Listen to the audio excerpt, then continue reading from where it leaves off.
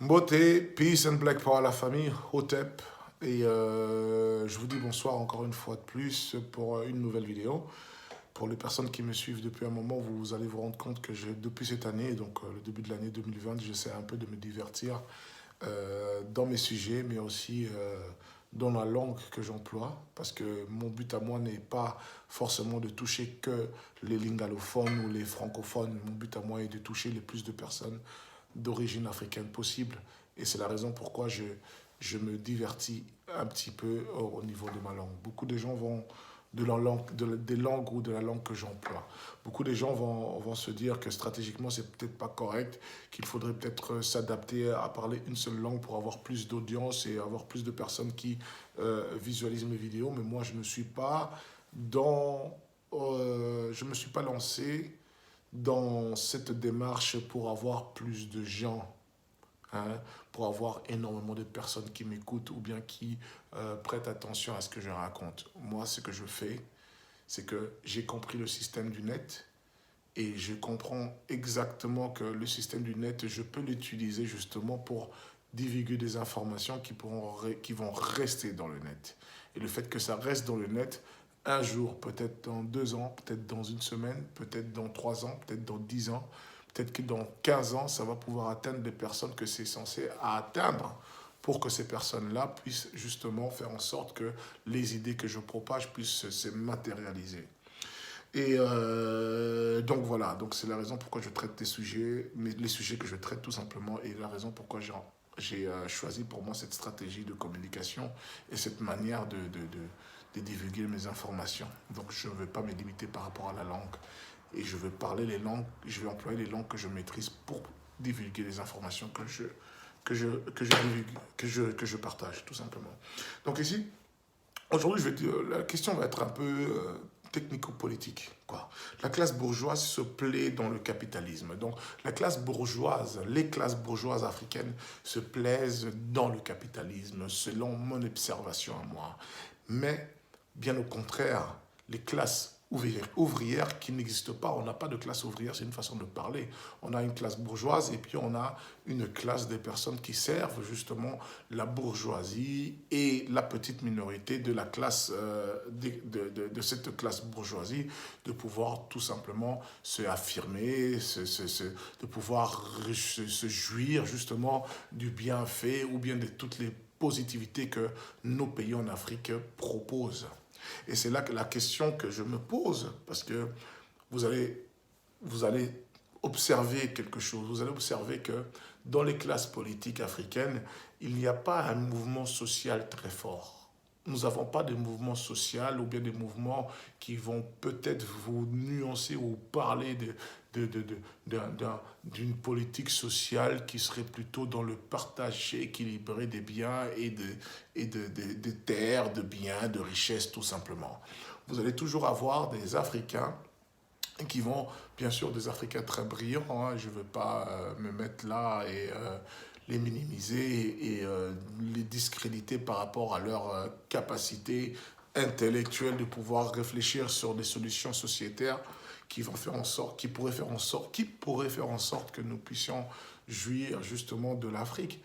Mais malheureusement, ces gens-là viennent avec des idéologies bien réfléchies et bien pensées, qui ne sont pas forcément des idéologies et des thèses qui vont favoriser le bien-être de tous les Africains. Alors que nous, moi, hein, je suis de l'école de Lumumba, je suis de l'école de Amilcar Cabral, je suis de l'école de Samora Machel, je suis de l'école de tous ces révolutionnaires, Sobukwe et Biko, de tous ces révolutionnaires-là, qui ont contesté le capitalisme, de Sankara, qui ont contesté le capitalisme car ils ont bien compris que le capitalisme n'était pas un système que nous pouvions, nous, en tant qu'Africains, qui viennent d'un territoire ou des territoires qui sont inondés de biens matériels, qui sont inondés de richesses matérielles, qui sont inondés de minéraux, des minéraux, des pierres précieuses, etc., etc.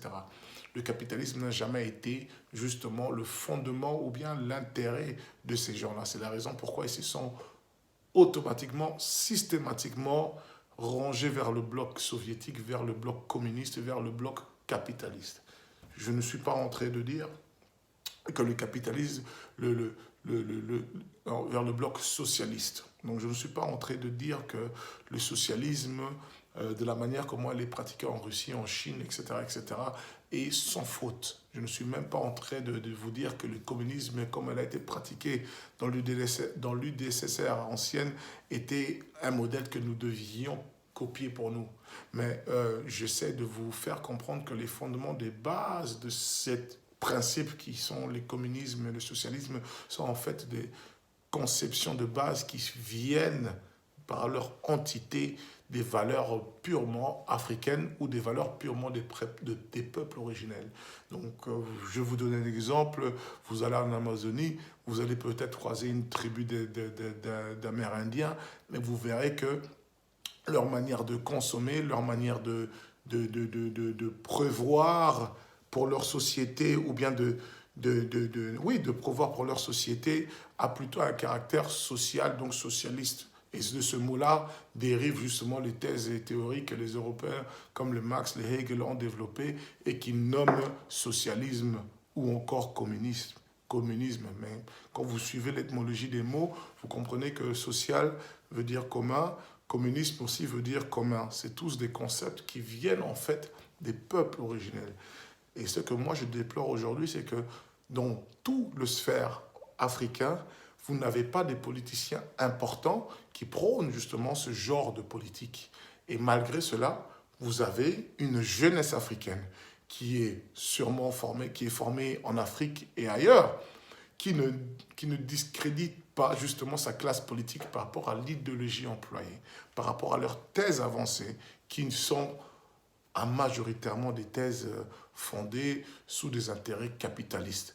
Et du coup, moi, je me demande, et j'ai la question que je vous pose, pourquoi est-ce que le modèle cubain ne serait pas un modèle qui serait peut-être un modèle que nous en tant qu'Africains, nous devrions peut-être s'influencer pour construire nos sociétés, nos modèles de société de demain. Si le Cuba aujourd'hui, avec ses habitants, arrive à produire des docteurs, c'est que ça veut dire qu'ils arrivent à avoir un système de santé, d'éducation qui est extrêmement,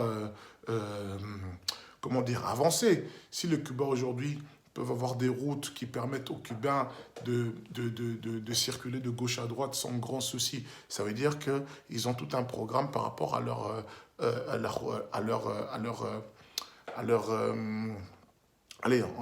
par rapport à leur infrastructure. Si les Cubains aujourd'hui peuvent manger de leur faim, ce qui fait que quand quelqu'un va au Cuba, c'est très difficile pour lui de voir qu'un enfant puisse mendier pour avoir un bout le reste que toi tu vas laisser en tant que touriste dans ton assiette. Ce qu'on voit, par exemple, c'est des scènes qu'on voit à Kinshasa et ailleurs. Ça veut dire que les Cubains, le modèle cubain a prévu tout cela. Et pour quelle raison, nous, on ne devrait pas peut-être aussi avoir un œil sur le modèle cubain? Pour quelle raison nous devrions toujours se référer au modèle capitaliste de l'Occident, de l'Europe et des États-Unis? Alors que nous voyons très bien qu'en Occident, aux États-Unis, on voit l'injustice, même s'ils ont un contexte où vous avez la grande majorité qui peut avoir un soin de santé, la grande majorité peut avoir une éducation et la grande majorité peut avoir justement des logements décents.